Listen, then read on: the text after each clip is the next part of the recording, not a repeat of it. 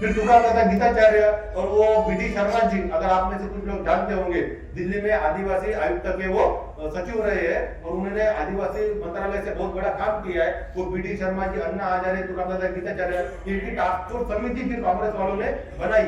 उनके बाद power to the people, extra power to the gram sabha करके ग्राम सभा को अधिकार दिए। अभी जो काम कर रहा है वो तो कानून कायदे के अंतर्गत चल रहा है, लेकिन तब इसके फेवर में कोई कानून कायदे भी नहीं थे। इसलिए दुकानदार इतना बड़ा काम किया, लेकिन कभी भी वो फोकस में नहीं है, क्योंकि प्रसिद्धि में नहीं है। जब उन्होंने लोगों को पूछा कि आप इतना बड़ा काम करते तो आप फोकस में क्यों नहीं आते, आप न्यूज़पेपर में क्यों नहीं देते, आप फ्रंट लाइन में क्यों नहीं आते। वो बोलते थे कि अगर इस काम को मैं काम कम करता था और ज्यादा बताता था तो मेरी गणना तुरंत नक्सलवाद में कर देते थे और ये पूरी मूवमेंट और पूरे गांव को सफा कर देते थे। आज जो तुम्हारे पास है वो भी नहीं बचता था, क्योंकि जब ग्राम स्वराज्य की बात होती है, जब व्यवस्था के खिलाफ लड़ाई होती है, तो हम जो है आतंकवादी और नक्सलवादी घोषित होते हैं।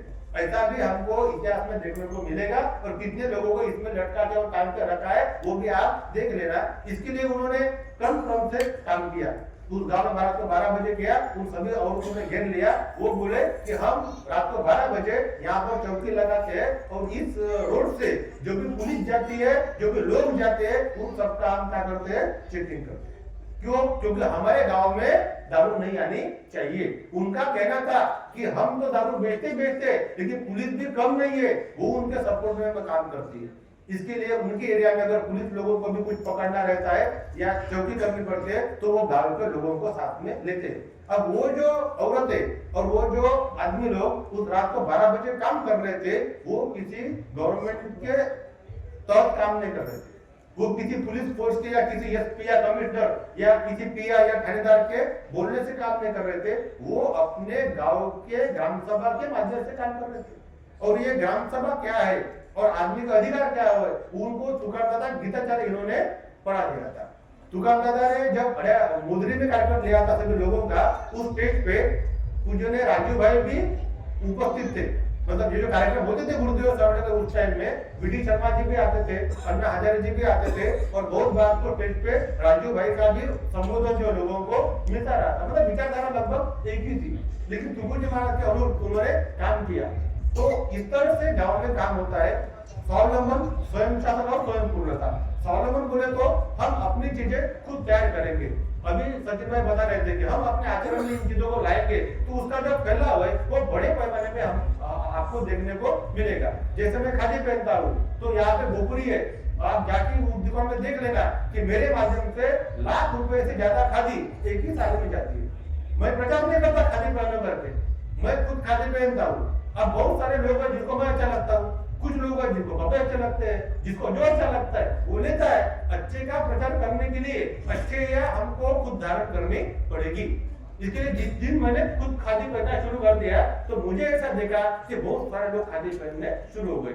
इतना नहीं तो ब्रह्मपुर में एक कपड़े की बहुत बड़ी दुकान है, वो करोड़पति है, 3 फ्लोर की दुकान है, पूरा तालुका वहां पे जाके कपड़ा खरीदता है। उसका जो मालिक है वो मुझे बताता है कि आपकी इतना हूँ, आपके साइज का हूँ, आपके जैसा बिल्कुल वैसा का वैसा ड्रेस मुझे खादी का तैयार करके दो, सभा में, सम्मेलन में, त्योहार में जाऊंगा तो मैं ये कपड़ा पहनूंगा। धर्म से तो वैसे मोमेडियन है, लेकिन उसको मुझे अपना ड्रेस तैयार करके उसको देना पड़ता है जो पूरे तालुका को कपड़ा बेचता है। ये जो इन्फ्लुएंस है, सत्य का जो प्रभाव है वो इतना बड़ा होता है कि उसका आदमी को कितना बड़ा है, कितना छोटा है, कितना अमीर है, कितना गरीब है, वो चीज मायने नहीं रखता है। इतना हो गया। राजू भाई का भाषण सुना, राजू भाई के आरोग्य के ऊपर के जो भाषण है वो सब मैंने सुने तो हमारा नमक बदल गया, हमारी चीनी खत्म हो गई खाने की सब। तो मैंने चीनी खत्म कर दी। जिस घर में जाता हूँ उस घर की चीनी अपने आप खत्म हो गई। वो सभी लोगों के घर में गुड़ आने लगा, गुड़ खाने लगे। अभी नौबत हमारी ऐसी है कि हम आध्यात्मिक रूप से काम करने वाले लोग हैं। हम चाहते हैं कि हम किसी प्रकार का बिजनेस नहीं करेंगे, कोई प्रोफेशनल काम नहीं करेंगे, कोई कमर्शियल काम नहीं करेंगे, ताकि लोगों को बोलने के लिए कोई संदेश ना मिले। लेकिन आज ऐसी परिस्थिति है कि 20-20, 30-30 क्विंटल जो गुड़ है वो हमको हमारे लोगों के लिए लाना पड़ता है और 2 ही दिन में पूरा गुड़ सबके घर में सप्लाई कर दो। तो दुकान नहीं चला दी है। हम वो बोलते, वो प्रॉब्लम क्या है, मैं गर्म पानी पीता, वो बोलते हमको बॉटल लाके दो। ये हमारी जनता का प्रॉब्लम है। मैं गुड़ खाता, वो बोलते कि हमको गुड़ लाके दो। मतलब मेरे नाम से आपको शॉप ही निकालनी पड़ेगी। फिर कोई रामदेव बाबा जैसा फिर ब्रांड खड़ा हो गया, उस दिशा में चला जाएगा काम, अपना जो ओरिजिनल काम है वो रह जाएगा। इसके लिए हम उसमें नहीं पढ़ते, लेकिन मैं बताता हूँ कि जब इस राह पे चलते हैं तो इतना ज्यादा लोगों में परिवर्तन होता है कि दुकानदारी भी चलेगी, पैसा भी मिलेगा, शुद्धता भी बढ़ेगी और सब कुछ बढ़ेगा। ये सभी जो ट्रेनिंग है वो अड्याटेकी से चलते हैं। अभी 7 साल पहले निरंजन भाई वर्मा जो राजीव भाई दीक्षित के साथ बहुत साल तक रहे और बहुत बड़ा काम उन्होंने किया है, वो अड्याटेकी पर आए थे। उनके माध्यम से एक शिविर लगा पंचगव्य का। आज हमारे खाली चंद्रपुर में, अभी मैं आया हूँ वहां से तिरुपति बालाजी से, तिरुपति बालाजी में निरंजन भाई ने पूरे नेशनल लेवल पे पंचगव्य का कॉन्फ्रेंस रखा और वहां पर सभी राज्य से लोग आए हुए थे। उसमें मुझे संबोधन करने के लिए बोला। मैंने जो संबोधन किया वो ग्राम स्वराज्य पर किया। तो लोग बोले कि कल से जो बातें सुनते आ रहे हैं वो तो हम गाय के बारे में सुनते आ रहे हैं, लेकिन पहली बार ऐसी बात सुनने को मिली जो पूरी ग्राम स्वराज्य की और गांव को स्वतंत्र अभिव्यक्ति करने की बात रखती है। गाय भी हमारा ग्राम स्वराज्य का एक पार्ट है। उसमें से हम जो भी कमाएंगे, आरोग्य कमाएंगे, धन कमाएंगे, समृद्धि कमाएंगे, संपत्ति कमाएंगे, जो संस्कृति कमाएंगे, जो कल्चर हमारा बढ़ेगा, वो सभी हमको ग्राम स्वराज्य की ओर लेके जाने वाला है। इसके लिए हमारे ब्रह्मपुरी में सबसे ज्यादा गव्य सिद्ध है। मतलब पूरे ब्रह्मपुरी में, चंद्रपुर में जितना महाराष्ट्र में काम चल रहा है, सबसे ज्यादा काम चंद्रपुर जिले में, और उसमें भी ब्रह्मपुरी तालुका, और ये सब अड्याटेकी से निर्माण किए। ये पंचगव्य क्षेत्र में जाने के पहले वहां पर योग निसर्ग उपचार, जिसे DNYS नेचुरोपैथी डॉक्टर आपको पता होगा, हमारे जिले में लगभग जितने नेचुरोपैथी डॉक्टर है सब अड्याटेकी से तैयार हो गए हैं। जितने नेचुरोपैथी डॉक्टर हुए, पंचगव्य डॉक्टर हुए, और अभी आयुर्वेदिक के भी क्लासेस वहां पर लगा रहे हैं, लेकिन अड्याटेकी में कोई दवाखाना नहीं है, अड्याटेकी में कोई हॉस्पिटल नहीं है। हमारा काम खाली मनुष्य निर्माण करना है। हम हॉस्पिटल नहीं खोलेंगे, हम दुकानदारी नहीं करेंगे, हम पैसा नहीं गिनेंगे, हम ऑडिट में नहीं जाएंगे और सरकार को किसी प्रकार का टैक्स हम नहीं देंगे। वो जो सेंटर है वो सेंटर मनुष्य निर्माण करने के लिए बनाया है। लोग हमको भी सिखाते हैं कि आओ हम बताएंगे आपको पैसा किस तरह से कमाया जाता है। मैंने बोला कि ये साधु संत महापुरुषों ने पूरे दुनिया को बताया, खाली उनको इतना ही नहीं पता था कि पैसा कैसे कमाना चाहिए। मुझे ऐसा लगता है कि पैसे के पीछे हम नहीं भागेंगे, पैसा अपने आप आ जाएगा अगर हम नीतिमत्ता से चलेंगे। आज अड्याटेकी पर काम चलता है, ये किताबें निकलती है, ग्राम गीता निकलती है, ये पूरे महाराष्ट्र में सबसे सस्ती किताबें जो है वो अड्याटेकी पर मिलती है। गुरुदेव सामने में बहुत सारी संस्था है, बहुत सारे लोग काम कर रहे हैं, लेकिन सेवा और श्रम के नाम पर जो काम चलता है वो खाली अड्याटेकी पर से ही चलता है। इसके लिए आरोग्य में जब तक हम स्वावलंबी नहीं होंगे तब तक मुझे लगता है कि हम अपना स्वराज्य प्राप्त नहीं कर सकेंगे। देखो बहुत सारे क्षेत्र है जिस क्षेत्र में हमारी लूट हो रही है, हम चलते तो भी लूट होती है, हम गाड़ी में बैठते तो भी लूट होती है, हम दवाखाने में जाते तो भी लूट होती है, कोई चीज हम खरीदते तो भी लूट होती है। एक वस्तु पे 4-4, 5-5 बार हम टैक्स भर रही है। इसका तोड़ क्या है, इसका सोल्यूशन क्या है? जब तक हम कच्चा माल से पक्का माल खुद नहीं बनाएंगे तब तक हम आगे नहीं जा सकते। इसके लिए हम में समर कैंप में वहां पर संस्कार शिविर लेते हैं। पूरे महाराष्ट्र अलग अलग जिले से 250 से 300 लड़के लड़कियां वहां पर होती है। उनको क्या सिखाया जाता है? ध्यान, साधना, योगासन, प्राणायाम, सूर्य नमस्कार, लाठी काठी, धनपट्टा, जो शिव का युद्ध कला, शिव का युद्ध कला बोले तो शिवाजी महाराज के कालखंड में जो युद्ध कला वो मुगलों के खिलाफ लड़ते थे, उसका जो प्रशिक्षण है वो प्रशिक्षण अड्याटेकी में देते हैं। और हमारे जो मुगल के जो लड़के हैं प्रशिक्षण में महाराष्ट्र में गोल्ड मेडल लिए हुए हैं। अभी भी मेरे साथ वो लड़का आया है, अक्षय का है क्या इधर है का अक्षय, वो जो मेरे साथ लड़का आया है वो इस युद्ध कला में गोल्ड मेडलिस्ट है। तो अभी गाँव में ऐसे ट्रेनिंग प्रोग्राम मतलब लग रहे हैं। वो सभी लड़के जो है वो श्रमदान करते हैं ताकि हमारे जो छुट्टियां होती है कोई लड़का कोई लड़की हमारी गांव में नहीं घूमती और बिना का टाइम पास नहीं करती, वो अमृतधारा बनाएगी, साबुन बनाएगी, अपने केश का शैम्पू बनाएगी, अपने चीजें खुद बनाते हैं, खुद करते हैं। तो ये जो ट्रेनिंग है वो उनको दुष्काल में बताया जाता है। ये घर में जाके उन्होंने क्या किया, वो इम्प्लीमेंट किया। फिर जो पेरेंट्स है, माँ बाप है, उनकी कंप्लेंट मेरे पास आई कि ये जो लड़के लड़कियां तुम्हारे पास तय होती है, ये घर में आके हमको सिखाते हैं। अब ये हमको सिखाते हैं और हमको कौन सिखाएगा, हमारा ट्रेनिंग कैसे होगा? तो ये माँ बाप की जब से कंप्लेंट आई तब से अभिभावकों के लिए, माँ बाप के लिए, मतलब बड़े लोगों के लिए अलग से ट्रेनिंग प्रोग्राम हमने जो शुरू कर दिया। उनको लगा कि हमारे लड़के हमको पढ़ा रहे, हम कब पढ़ेंगे? हम तो घर भी नहीं छोड़ सकते, कंपनी नहीं छोड़ सकते, हम सिटी को नहीं छोड़ सकते, क्योंकि डर है हम बाहर चले जाएंगे चोर हमारे घर में घुस जाएंगे संपत्ति के हिसाब से। इसके लिए हमको उसके एरिया में जाके, उस तालुका में जाके, जिले में जाके, उनके सिटी में जाके उनका कैंप लेना पड़ता है। इसके कारण घर घर में इतनी बड़ी जनजागृति हुई गई है कि उनका खाद्य पहनना शुरू हो गया, उनकी चीनी बंद हो गई, सवेरे उठना शुरू हो गया, ये मल्टीनेशनल कंपनी की जो चीजें वो खरीदना उनका सब बंद हो गया, बंद हो गया, ये सब चीजें वहां से चल रही है।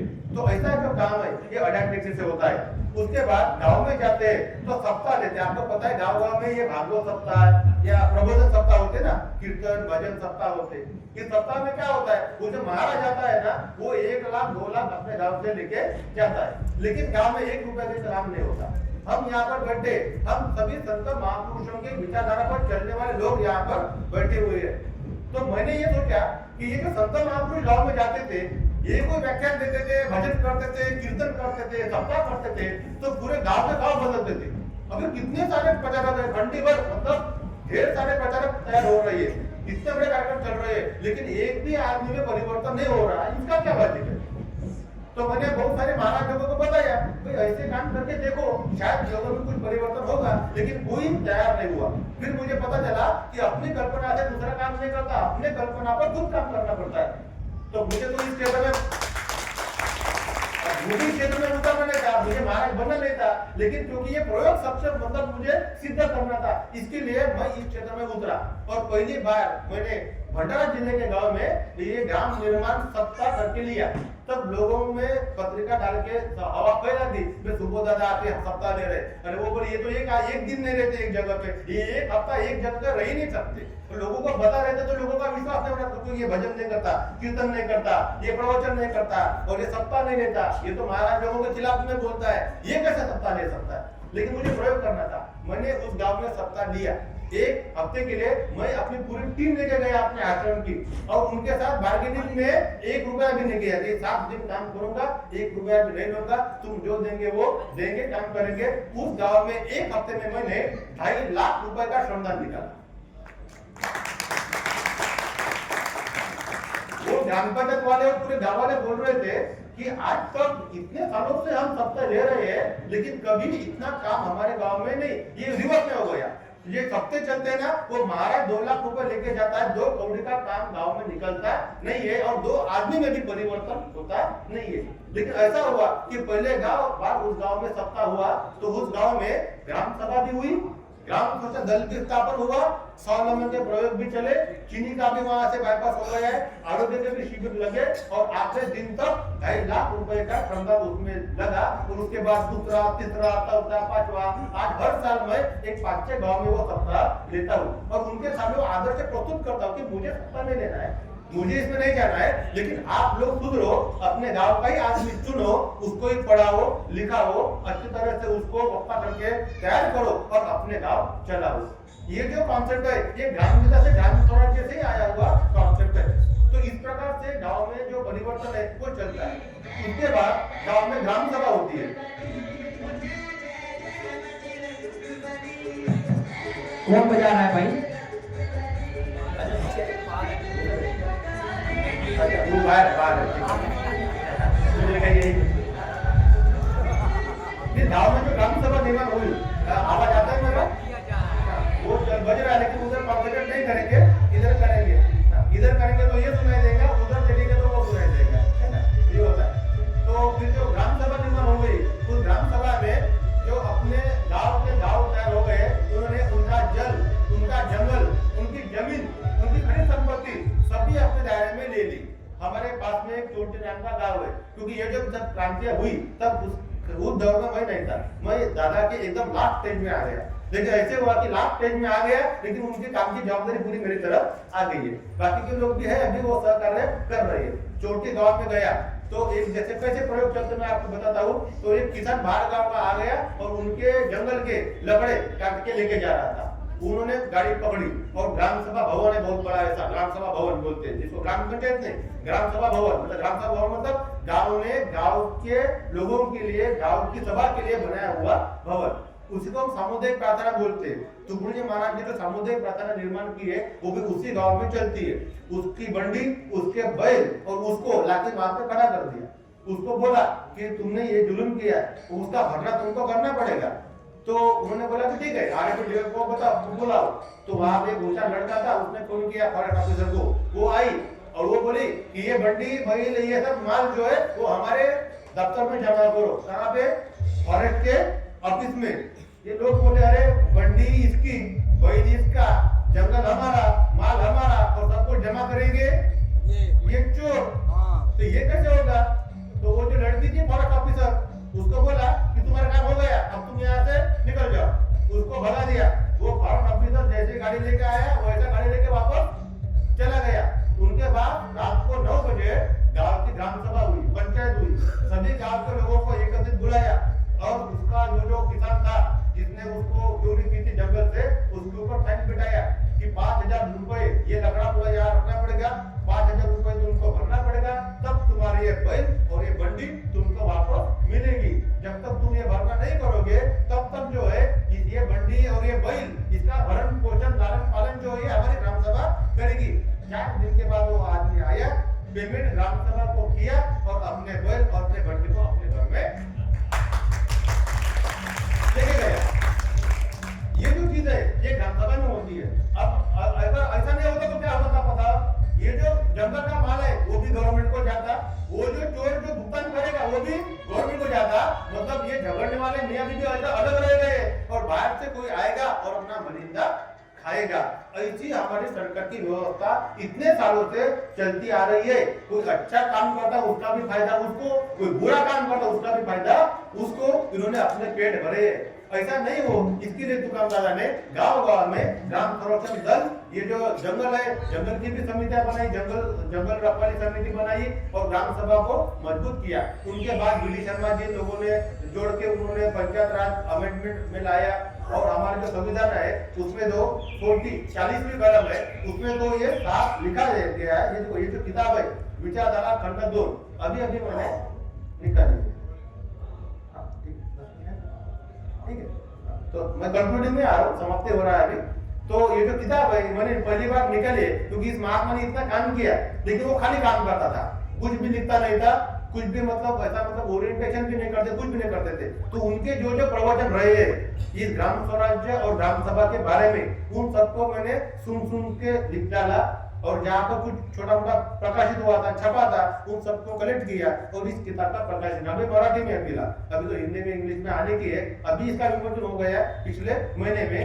तो उन्होंने जो लोगों में जनजागृति की, तो हमारा जो संविधान है, संविधान के बारे में अलग अलग मत है, वो रखे अपने अपने, लेकिन जो भी है फिलहाल के स्थिति में उसमें भी जो 40वीं कलम है उसमें स्पष्ट दिया गया है।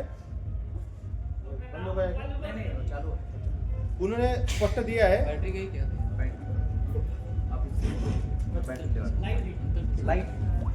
लाइट गई, तो ये भी काम नहीं करेगा, फिर अपनी लाइट लगाएंगे। तो उन्होंने 40वीं कलम में कॉन्स्टिट्यूशन में स्पष्ट रूप से लिखा है, the state shall take step to organise village panchayat and endow them with such power and authority as may be necessary to enable them to function the unit of self government। क्या बताया है? The state shall take step to organise village panchayat. हर राज्य के राज्य सरकार को वो स्टेप लेना है कि वो अपने विलेज पंचायत को सक्षम करेंगी। और कैसे करेंगी? Endo them with such a power and authority, उनको ऐसी अथॉरिटी, उनको ऐसे अधिकृतपना और ऐसे पावर्स वो प्रदान करेंगी। So they as may be necessary to enable them to function as the unit of self government। वो खुद में एक गवर्नमेंट होके एक स्वतंत्र घटक करके वो अपना काम करेगी। ऐसे रूप से गांव को, पंचायत को, लोगों को निर्माण करना, ये काम स्टेट गवर्नमेंट का था जो उन्होंने नहीं किया। और दादा हमेशा बोलते थे power has to be taken never given. जो सत्ता है वो कभी भी लेना पड़ता है, वो कभी भी दी नहीं जाती। इसके लिए महात्मा गांधी को भी स्वराज्य के लिए इतना बड़ा संघर्ष करना पड़ा अपने देश का। लेकिन उनका ये सपना था कि ये स्वराज्य सच्चा नहीं है, अभी स्वतंत्रता मिली है, स्वराज्य अभी मिला नहीं है। उनका जो अगला चरण था वो ग्राम स्वराज्य का था। हमारा जो देश है ये 6.5 लाख गांवों का देश है और राजीव भाई के अगर आपने भाषण अगर सुने होंगे तो वो बोलते थे कि हर गांव अपने में स्वयंपूर्ण था, अपने में आत्मनिर्भर था, अपने में स्वावलंबी था, अपनी व्यवस्था खुद चलाता था। तब करके ये जो भारत है ये पूरे विश्व में गुरु के रूप में उनको पूजा जाता था। कोई दिल्ली, मुंबई या कलकत्ता इस देश को नहीं चलाते थे, अपना गांव अपने गांव को चलाते थे। सभी फिनिशिंग गुड्स जो है वो गांव में निर्मित होते थे, खाली मार्केटिंग जो है वो सिटी वाले करते थे और देशी विदेशी में हमारा माल जाता था। अभी क्या हो रहा है, हमारा रॉ मटेरियल भी बाहर जा रहा है, फिनिशिंग गुड भी बाहर से आ रहा है, हम खाली नुमाइंदे करके बैठे हुए, मतलब हम खाली रखवाली करेंगे, वो आएंगे काट के लेके जाएंगे, वो कुछ बनाएंगे, वो हमको लाके बेचेंगे। हमारा अभी कोई अस्तित्व फिलहाल की स्थिति में मुझे तो नहीं दिख रहा। आप पेड़ लगा सकते हो लेकिन आप पेड़ काट नहीं सकते। आप खेत जोत सकते हो लेकिन आपके खेत में जो उत्पन्न होता है उसका जो रेट है, भाव है, वो आप उसको डिग्निफाइड नहीं कर सकते। ये ऐसी जो व्यवस्था हमने निर्माण की है, इसके कारण हम अपना गोडाउन बनाएंगे, हम ग्राम सभा बनाएंगे और सभी किसानों का संगठन करेंगे और अपनी व्यवस्था खुद चलाएंगे। ये जो ग्राम स्वराज्य का जो प्रयोग है वो तुकाराम दादा गीताचार्य इन्होंने बहुत सारे गाँव में निर्माण किया है। अभी तुकाराम दादा जाने के बाद वहाँ पर भी तूफान उठा, वहाँ पर जो लोग थे जो चाहते थे कि ये व्यवस्था खत्म हो जाए, ये विचार खत्म हो जाए, ये प्रयोग भी खत्म हो जाए, ऐसे कुछ लोग वहाँ पर तैयार हो गए हैं। उनके साथ हमारा बहुत संघर्ष अभी चल रहा है। गए 6-7 सालों से मैं उनके साथ संघर्ष कर रहा हूँ, लेकिन आपके लिए एक आनंद की बात है कि जो कुछ उन्होंने तैयार किया है वो सभी के सभी अभी भी सुरक्षित है और संरक्षित है। वो जो लोग इसको खत्म करना चाहते हैं उनके साथ संघर्ष करने के लिए हमने सभी गांवों को और हमने अपना हमारे जो कार्यकर्ता है उनको सबको एक कर लिया है और वो लड़ाई अभी हम जीत रहे हैं। अभी 1-2 साल में उसमें से थोड़ा उबर जाएंगे, निपट जाएंगे, तो ये काम बढ़ने के लिए एक सुचारू प्रकार से यंत्रणा हमारी शुरू होगी। मैं कल भंडारा जिले से आ रहा हूँ, लास्ट 2 मिनट भंडारा जिले से आ रहा हूँ। भंडारा जिले में 15 गाँव की मीटिंग हुई, 17 गांव के लोग उसमें आए थे। बात यही रहती है, हम एक मीटिंग लेते हैं, एक मीटिंग में 10 गांव, 15 गांव, 20 गांव, 25 गांव होते। कितने गांव है नहीं बता सकते, लेकिन हर गांव में ये सभी प्रयोग नहीं है। किसी गांव में कुछ तो किसी गांव में कुछ। और ये जो अड्यार जो हमारा केंद्र जहाँ पर हम रहते हैं इसमें महिला आश्रम है, वुमेन एम्पावरमेंट का काम चलता है, गोरक्षण है, खेती है, पंचगव्य है, आयुर्वेद है, मौन साधना शिविर है, दिनचर्या है और लड़कों लड़कियों के लिए जो ट्रेनिंग प्रोग्राम चलते हैं, समर कैंप चलते हैं, उसमें से ये स्वावलंबन, स्वयं शासन और स्वयं पूर्णता। स्वावलंबन बोले तो कर्तव्य से जिएंगे, है ना, मतलब काम करके जिएंगे, अपने पसीने से हम लोग बहा के हम अपना निर्माण करेंगे और खूब मालक बनेंगे। ये स्वावलंबन है। स्वयं शासन अभी उन्होंने बताया ना, अभी सचिन भाई तो बोल रहे थे कि संपत्ति कैसे आती है, कौन से मार्ग से आती है और वो क्या प्रभाव लाती है। तुकाराम दादा ने ये क्रांति की थी तो दारू के कारखाने बंद कर दिए, ये जो कत्तरखाने बंद कर दिए, तो वो ऐसे गड्ढा लेके आए थे। आपको कितने करोड़ चाहिए ये आश्रम निर्माण करने के लिए आप बताओ। उन्होंने बताया कि तुम्हारा 1 रुपया भी हमको नहीं चाहिए, नहीं लिया। अभी आप टिकरी पर आओगे ना, आपको टूटे फूटे मकान मिलेंगे। अभी पिछले साल हमारा एमएलए आया था और मुझे कार्यक्रम में बोला, दादा बोले खाली एक अर्जी, एक खाली क्या बोलते हैं आपको एप्लीकेशन, खाली एक एप्लीकेशन दे दो, बोले 50 करोड़ रुपया भाई आश्रम के लिए दे दूंगा। वो राह देखता है कि ये आदमी एक एप्लीकेशन लिख के एक साइन करेगा तो हम 50 लाख रुपए, 50 करोड़ रुपए ड्रॉ करके दे देंगे। लेकिन हमने आज तक 1 रुपए के लिए भी एप्लीकेशन नहीं दी और देंगे भी नहीं, क्योंकि हमारा जो कॉन्स्टिट्यूशन है, हमारा जो बॉल है, तुकाराम दादा ने बताया है, उसमें स्पष्ट रूप से लिखा गया है कि ये गवर्नमेंट से स्वायत्त है, किसी प्रकार का प्रेसिडेंट ट्रस्ट और अनुदान डोनेशन फंड लिया नहीं गया और लिया नहीं जाएगा। हमारे लिए भी लिख के रख दिया। अब जब उन्होंने बताया कि लिया नहीं जाएगा तो हम नहीं लेंगे। तो ये काम कैसे चलता है, तो सभी लोगों के साथ काम चलता है। ऐसी जैसे अभी लोग बैठे हैं ना, हर कार्यक्रम में सभी गांव से लोग आते हैं, उस गांव में हम जो बोलेंगे उस पर फाइनल होगा, उस पर लोग फूट पड़ेंगे, वो काम पूरा होगा, गवर्नमेंट के साथ कोई ताल्लुक नहीं रहेगा। ऐसी पंचायत चलती थी ना पहले, है ना, हमारी गाड़ी भी ऐसी चलती है। एक एमएलए का फोन आया, दादा कौन सी गाड़ी चाहिए, कौन से शोरूम से चाहिए, कितनी चाहिए, लेके जाओ, मैं बाकी देख लूंगा। मैंने बोला तुम्हारी गाड़ी भी नहीं चाहिए और तुम भी नहीं चाहिए और तुम्हारे दरबार में हमारे अटेंडेंस भी नहीं चाहिए, क्योंकि जो धन देता है वो धुन बजवाता है। बराबर है, सचिन भाई ने बोला है। तो तुम्हारे दरबार में हमारी हाजिरी नहीं लगेगी और हमारे दरबार में तुम्हारी गाड़ी नहीं लगेगी। उसके बाद ऐसे ही सभी गांव के लोग आए, उनके सामने उन्होंने प्रपोजल रखा कि भाई पूरा भारत भर और महाराष्ट्र भर घूमना पड़ता है, ये गाड़ी लेना है। तो हर व्यक्ति ने 500, 1000, 2000, 5000, 25,000, 50,000 लगातार आज उसी गाड़ी से मैं आया। मुझे एक अभिमान है कि ये गाड़ी समाज ने दी है, पैसा समाज का है, मैं समाज का हूँ, काम समाज का है। ये गाड़ी जहाँ पर भी जाएगी ये अच्छा समाज का काम करेगी, किसी के सामने भीख मांगने की आवश्यकता नहीं है।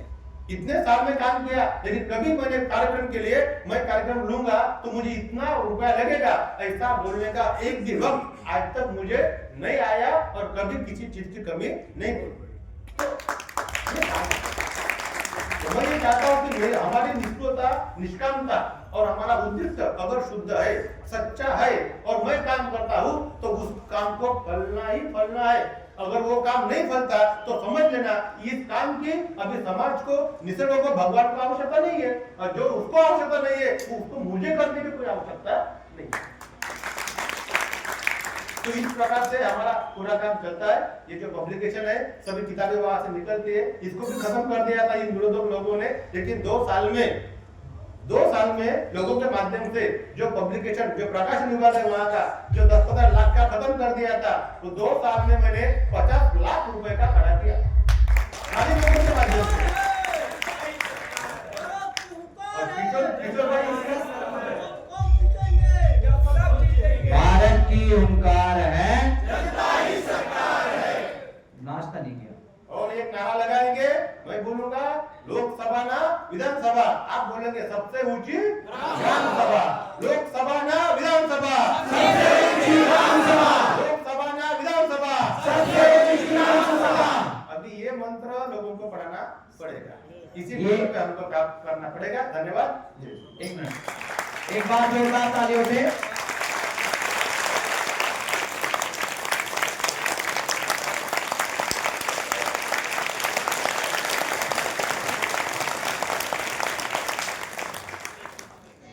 बहुत बहुत धन्यवाद। सुबोध जी ने हमको मार्गदर्शन दिया। अभी बहुत कुछ है जो हम उनसे सीखेंगे। आप आए, हम आपका आभार व्यक्त करते हैं।